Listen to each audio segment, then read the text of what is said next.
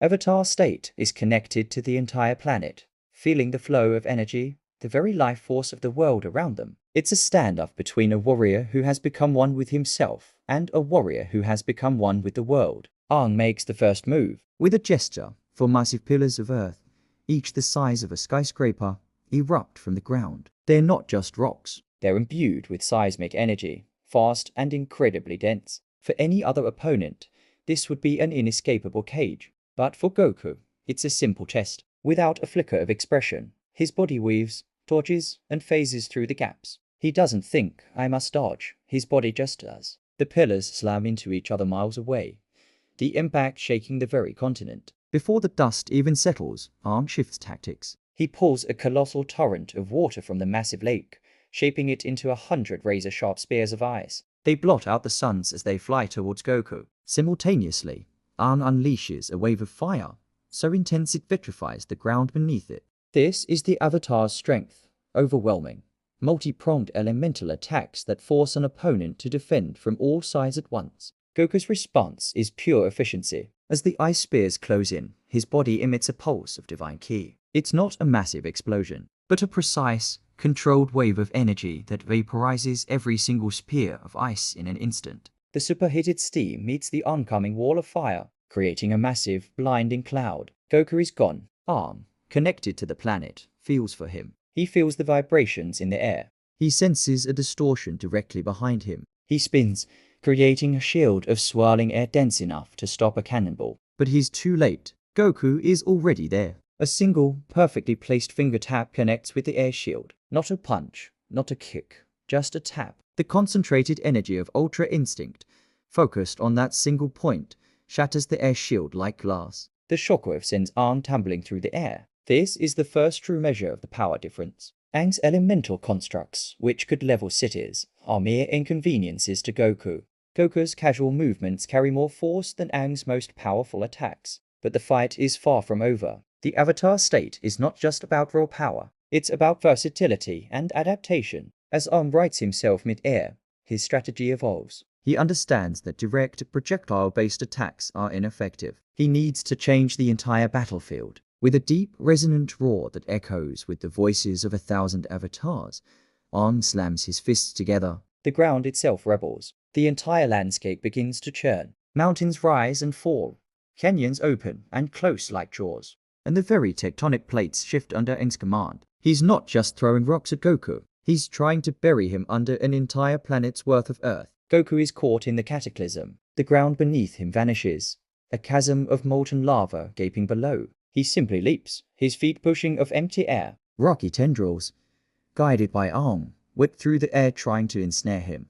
But Ultra Instinct guides him through the maze effortlessly. He is untouched, a silver blur against a world in chaos. Aang realizes he cannot catch him, so he brings the fight to him. Encasing himself in a swirling sphere of the four elements, a spinning vortex of rock, water, fire, and air, Aang becomes a living meteor and rockets towards Goku. This is his ultimate defense and offense, a perfect storm of elemental fury. Goku sees the elemental sphere approaching. For the first time, a flicker of something registers. Not thought, but instinct. This is a threat. His body tenses, and a brilliant silver aura flares to life around him. He doesn't power up. He simply allows more of Ultra Instinct's power to flow. The two forces collide. The Avatar's elemental sphere grinds against Goku's divine aura. The sound is deafening, a shriek of reality itself being torn. Fire battles ki, water sizzles against divine heat, earth shatters against an unbreakable barrier, and air is compressed to impossible pressures. For a moment, there is a stalemate. The raw, untamed power of a planet, channeled through the Avatar, is meeting the perfected, controlled power of a god-tier warrior. This is where the fundamental difference becomes clear. Aang is wielding immense external power. He is a conduit for the planet and the Avatar spirit. Goku's power is internal. It is his own ki, refined to a divine state. And in a battle of control and stamina, the internal will always outlast the external. Inside the sphere, Aang is pouring everything he has into the assault. He feels the strain. Channeling this much power is immensely taxing, even for the Avatar state. Goku, on the other hand, is perfectly calm. Ultra Instinct is not about effort, it's about efficiency. He is expending the absolute minimum energy required to negate the threat. His silver aura begins to intensify, not with a roar, but with a hum. He raises a hand, palm open, and gently pushes forward. The push is not a blast. It's a precise application of force. The divine key of Ultra Instinct doesn't just block the elements, it disrupts their very nature.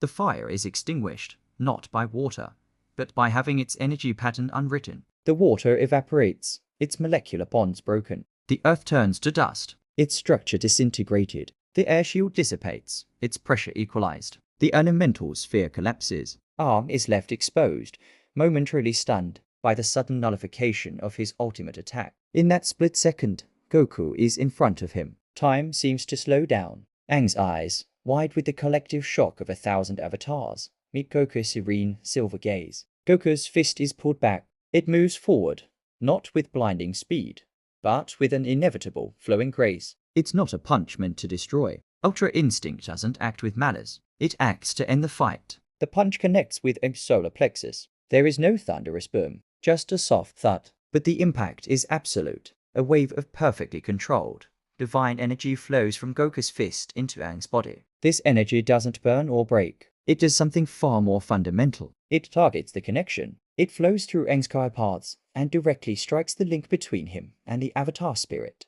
It is a martial arts technique of the gods, designed to disable an opponent without killing them. A divine pressure point strike. The glowing light in Aang's eyes and tattoos flickers violently. The voices of his past lives cry out and then fade. The immense power vanishes. He is just Aang again, the young airbender, exhausted and overwhelmed. His body goes limp and he begins to fall from the sky. Before he can hit the ground, a silver blur catches him. Goku holds the unconscious Aang gently, his Ultra Instinct form already receding, his hair and eyes returning to their normal black. The divine aura fades, leaving only the quiet strength of the Saiyan warrior. He looks down at the boy, a silent acknowledgement of his spirit and the incredible power he wielded. He was a worthy opponent, a force of nature. But the gap between a mortal who channels the world's power and a mortal who has attained the power of the gods is simply too vast to overcome. Goku lays Aang down gently on a patch of grass that survived the cataclysm. He might even leave a senzu bean, a small token of respect. The battle is over. There was no malice, no ego,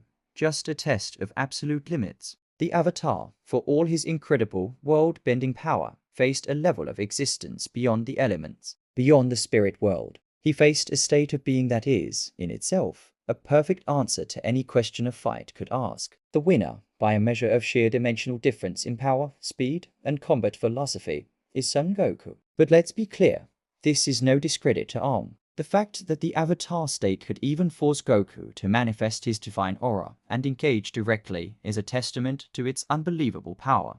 Against almost any other being in the multiverse, the Avatar state is an absolute world-ending force. But in the celestial ring with Ultra Instinct Goku, he's a hurricane trying to topple a mountain that exists in a higher dimension. A beautiful, powerful, and ultimately futile effort. The calm of Ultra Instinct will always, eventually, pacify the storm of the Avatar state. This battle highlights the incredible journeys both characters have taken. Aang, a reluctant hero who shouldered the weight of the world and learned to become a force of nature. Goku, a simple man with a love for battle who constantly pushed the boundaries of his own potential until he touched the realm of the divine. They are both legends, both paragons of their respective universes. And while their paths may never cross, imagining the sheer spectacle of their confrontation is what makes these discussions so endlessly fascinating. The clash of elements and divinity, of worldly power versus godly technique, would be a sight to behold, a story for the ages.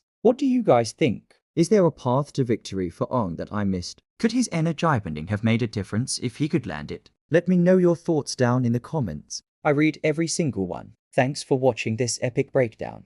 If you enjoyed it, be sure to hit that like button, subscribe, and ring that bell so you don't miss our next legendary What If battle. Until next time, keep exploring the possibilities.